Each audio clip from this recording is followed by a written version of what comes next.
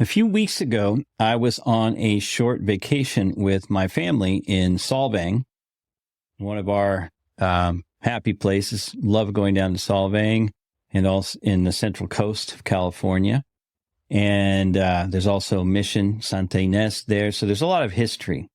And anyway, I was visiting Solvang with my family. And while we were there, I love to go to bookstores, especially used bookstores. And I happened across a place called Book Loft. So shout out to Book Loft if you happen to be listening here. And wouldn't you know it, but they have a great section of books, especially secondhand books on California history. And I came across a small little volume called 3 Memoirs of Mexican California. I have it right here. If you're watching, 3 Memoirs of Mexican California.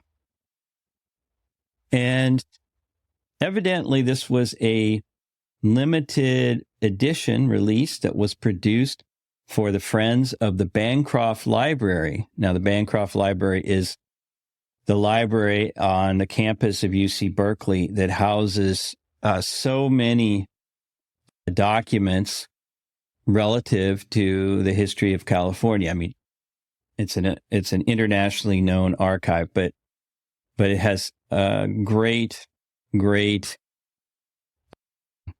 foundation of documents from early California. And anyway, in this little edition, it has 3 titles. Well, okay, it's called Memoirs of Mexican California. Welcome to California Frontier, the show about the often overlooked and unexpected early history of the place we call California. I'm your host, Damian Basich.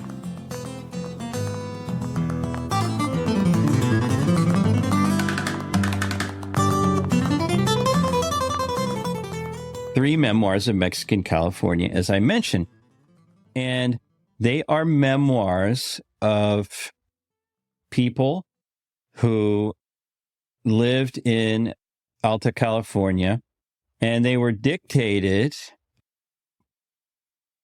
to the guys who worked for the historian Hubert Howe Bancroft, who was gathering at the end of the 19th century. He was trying to gather together as many oral testimonies of people who had lived through the Spanish and Mexican eras, right? And as I mentioned, this was mainly during the 1870s, I think into the 1880s. And the first recollection in this book is by a man named Carlos Híjar, who came to California in 1834. And before I get into more about him, I just want to give credit to the translator. As a translator myself, we often don't get enough credit. But these memoirs were obviously taken down in Spanish, and then this is a translation of them. And the English translations were done by a person named, Vivian Fisher and others. So I want to definitely give credit to her and to her collaborators. Perhaps over the next few weeks, I'll read excerpts from these memoirs. I think they're really interesting because they give us a great glimpse into the Rancho era in California, right? Now, they're probably not 100% reliable because they are memoirs. They are the recollections of somebody who probably was a child at the time that he witnessed these things. And so from a certain standpoint, they have to be taken with a grain of salt. But from another standpoint, they really do provide us important information that you're not going to find in many places. So let's talk about Carlos and Híjar, who is the person whose recollections I'm going to excerpt for you today. So Carlos and Híjar arrived in California, in Alta California, in 1834 with his uncle, Jose Maria Híjar, who was a wealthy individual from Jalisco in Mexico, right? Now, Jose Maria Híjar was tasked, along with another well-known, influential individual in Mexico, who was Jose Maria Padres, right? They were tasked to bring other Mexican citizens to colonize the recently secularized mission lands in Alta California. So there were a lot of lands that had been secularized, and the Mexican government really wanted to solidify the presence of Mexicans in Alta California, solidify its status as a Mexican territory. If you remember, especially during Spanish times, and even, for many years, Alta California, even though it was part of the empire, was very far away from the center, from the metropolis. And so people had developed, the Californios had developed their own sort of particular identity. And sort of an independent mindset. So this colonizing effort was one that happened in the mid-1830s to try and solidify the ties between Mexico and Alta California. Well, it didn't go so well. And eventually, and there were a lot of problems with the people who came north, and eventually the Californios wound up expelling many of them back to Mexico. And Jose Maria Híjar wound up returning to Mexico, although he did come back to Alta California just before the U.S. takeover. But anyway, we're talking about Carlos, his nephew. And Carlos was just a boy when he came and accompanied his uncle.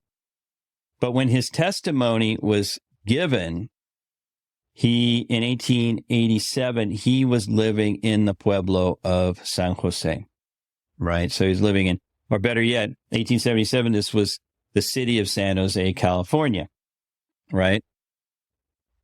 And so he gives details about day-to-day life and customs of the Californios in the 1830s based on his childhood recollections. I find them particularly fascinating, and I hope to read, as I mentioned, several excerpts from them over the next few weeks. But today, we are going to begin his recollections with some of the types of entertainment that the Californios enjoyed. In particular, some of the more violent forms of entertainment, including bear and bullfights, which you may have heard of. So be advised, there's a little bit of violence in here. And we'll also hear about the song and dance of the California frontier. So enjoy as we begin Don Carlos Híjar's Usages and Customs of the Californios. When I touched the port of San Diego in 1834, I was very surprised to see the residents with hair as long as that of women and made into a braid which fell over their shoulders or was put up carefully into the crown of their hats. Now, just as a side note, you may have heard other people commenting on this famous long braid of the Californios. There's a pretty well-known testimony of a woman named Juana Machado who grew up in San Diego, and she talks about her father, who was a soldier, who wore his hair in this long braid, right? And in fact, Mexican authorities, after independence, outlawed that braid in the army. Like, it was no longer considered a legitimate part of the army uniform. So these hats, he's talking about the hats that the Californios wore, were rather coarse with the brims very broad and the crown 7 or 8 inches tall, so that they looked like a pyramid, truncated by a horizontal plane. Around this, they always tied a band in the form of a ribbon or a silk or cotton handkerchief, either black or colored. They always wore the hat tipped forward so that it covered most of the forehead. They were very fond of riding horseback, and the saddles or trappings which they used attracted attention, chiefly due to the stirrups, composed of 6 or 7 circles of sole leather of different diameters, placed one above the other, the largest being approximately 2 feet in diameter. The spurs also were too coarse, and generally the rowel is the revolving disc that's at the end of a spur. The rowel, which was 5 or 6 inches in diameter, was equipped with 5 or 6 spikes. They were never seen riding at the horse's pace, but at a gallop, or at top speed, even if the distance were only 20 or 25 yards.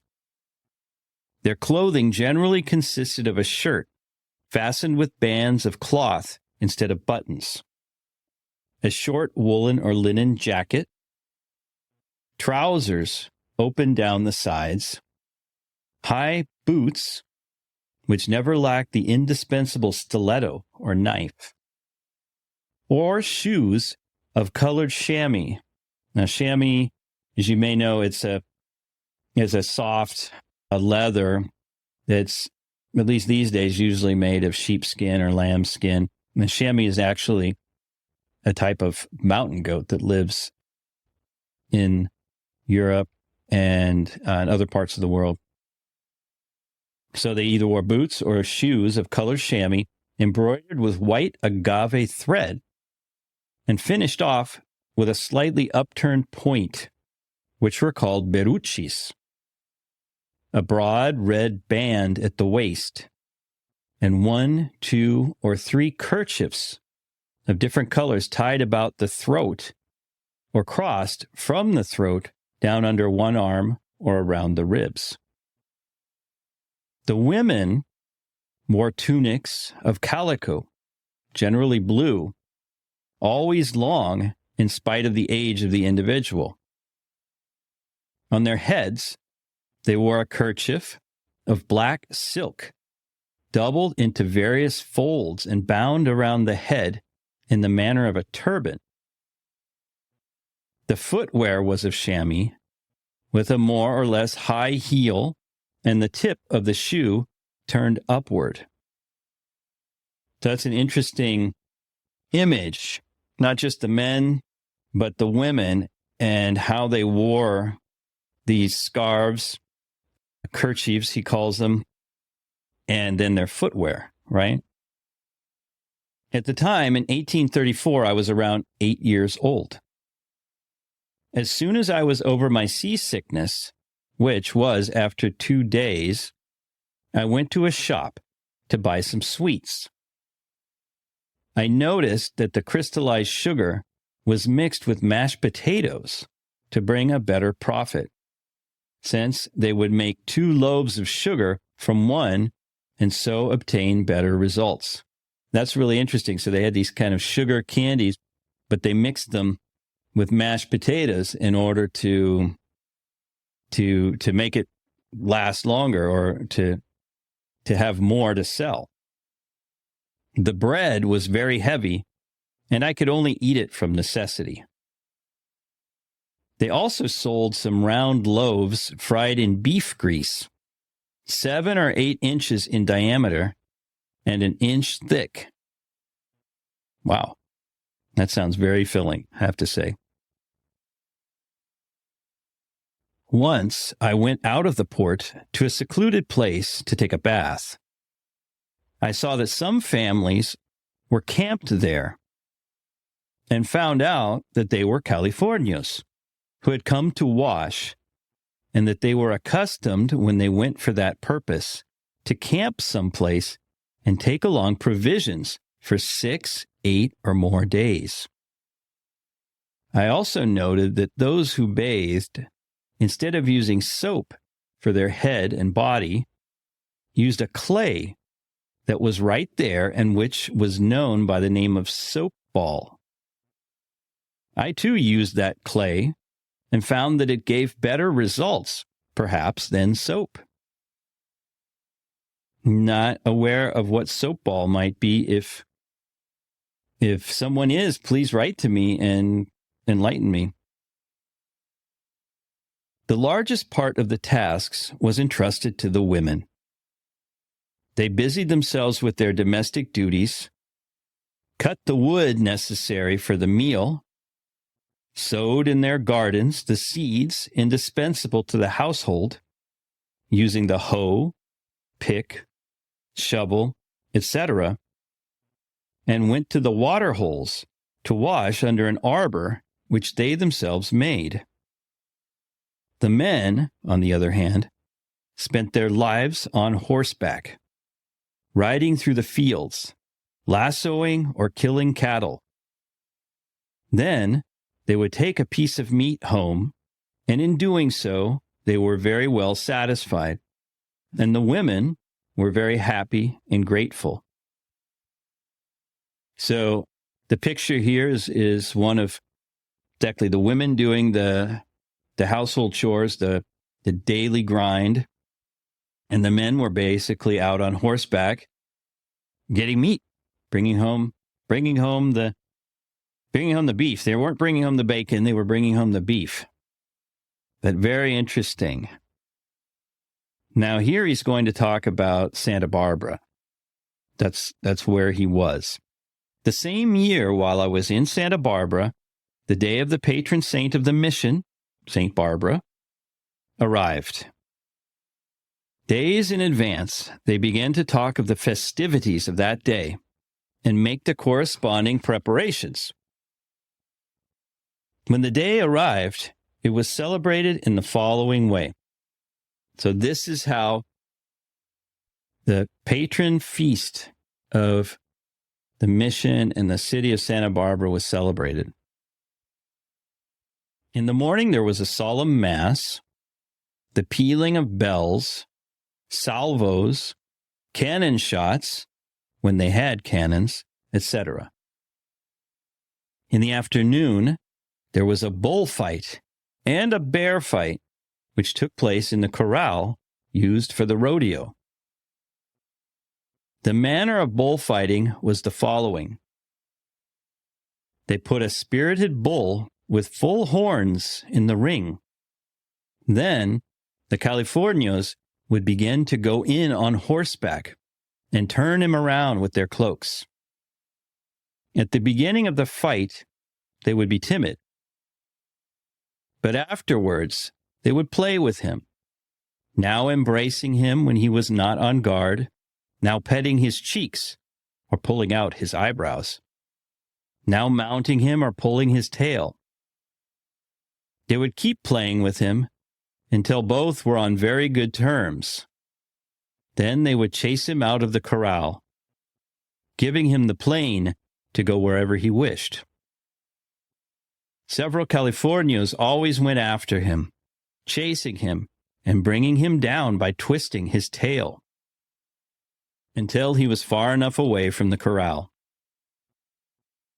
In the afternoon, they fought 4 or 5 bulls, as many as time permitted. Whenever some Indians were somewhat intoxicated with brandy, they would get into the corral to fight. And then it was very funny to see their agility in escaping the thrusts of the bulls. They would stand a very short distance from the horns of the bull, and with an astounding suppleness of body, almost without moving from the place, would avoid the thrusts with violent movements of the body.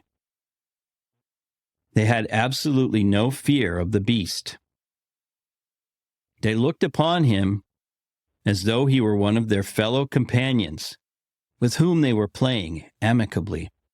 At the beginning, the middle, or the end of the bull baiting, The fight between the bull and the bear took place. Now, this is what you've probably heard of numerous times, the bear and bull fights that would take place in Alta California. This was accomplished in this way. With a lariat or leather thong of sufficient strength, the paw of the bear was tied with one end and the foreleg of the bull with the other. When the lariat was taut, the beasts were about 5 or 6 yards apart. To avoid any mishap, the bear was tied by a leg to a post placed there for the purpose. Moreover, 5 or more Californios stayed in the ring with their lariats ready to lasso the bear in case he should break the rope that held it and start to charge the spectators. These latter, that is, the spectators, were on the enclosure fence or outer circle, very happy at the sight of such a cruel spectacle. So, Carlos is recently arrived from Jalisco in Mexico, and he finds this sort of spectacle, this sort of sport, to be kind of cruel. At one side of this corral was erected a kind of platform covered with branches, which was used by the director of the mission and some of the prominent families. The fight was decided either by the bull or the bear, it generally being the first who saw his opponent lying dead upon the blood-besprinkled earth.